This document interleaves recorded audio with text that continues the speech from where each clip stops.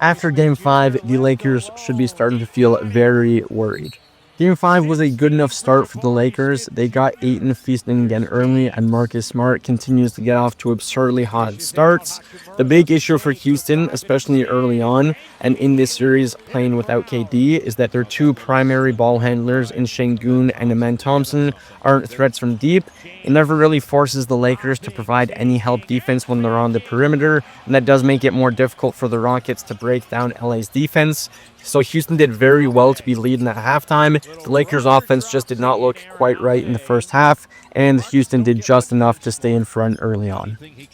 We saw some much improved late-game execution from the Rockets. Very atypical win for them, as they did actually lose the possession battle, which you don't see with them. But LA was playing inefficiently on offense all night long, with AR going just 4 of 16 in his return to the court, and the Lakers making just 7 long balls. A big part of that is that Luke Kennard has been a complete no-show ever since those monster first 2 games.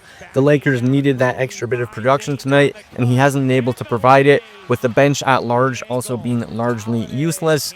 With Austin Reeves coming back, that did change up the rotations ultimately. I do think they would have benefited genuinely from leaving the AR out of Game 5. See if the Lakers can close it out. If Houston still gets a second win in a row, then maybe you start to panic and you bring AR back. But bringing him back for Game 5 really did mess up those rotations, and he didn't have his best game at all. So that is a big contributing factor of the loss that we ultimately saw.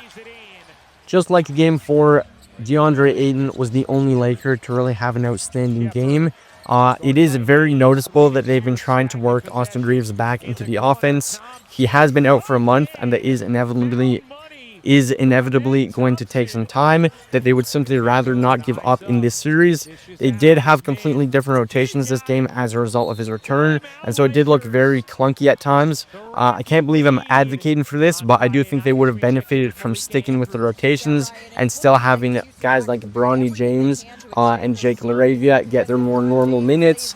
Bronny, especially, as insane as it is to say, he has done pretty well in the playoffs here. I do think he may have been able to provide an offensive spark, which was much needed for LA in a slugfest of a game.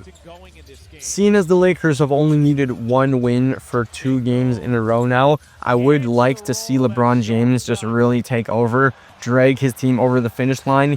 Even if it does not end up being the flashiest win, I do think that he is capable of doing that. Really just take over the game. You don't want to mess around with this Houston team now that they've gotten 2 in a row. It is absolutely still a winnable series for Houston, especially if they could get KD back for Game 7. Game 6 is still going to be without him most likely, but there is always the chance he comes back. And although it wasn't the greatest win for Houston, proving that they can do it against an LA team when Houston does not win on a lot of the margins that they're used to should be a very frightening thing for the Lakers. I do think that in Game 6, they need to really just rely on their star power.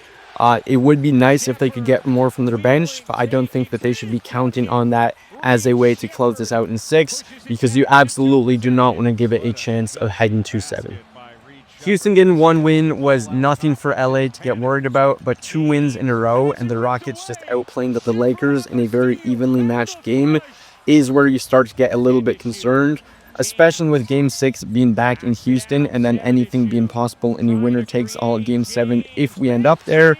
I still don't quite believe in the Rockets pulling this off. This was an ugly game from both sides, which is what we've seen from Houston nearly the entire series, whereas the Lakers do have more room for an upwards trajectory next game. And although 1 game does not make a huge difference, I don't anticipate Reeves being as ineffective as he was tonight, and the Lakers know that they just have to put this away then and there. So I do still have Lakers in 6, but I would love to see this series go 7 and have the opportunity for NBA history to be made.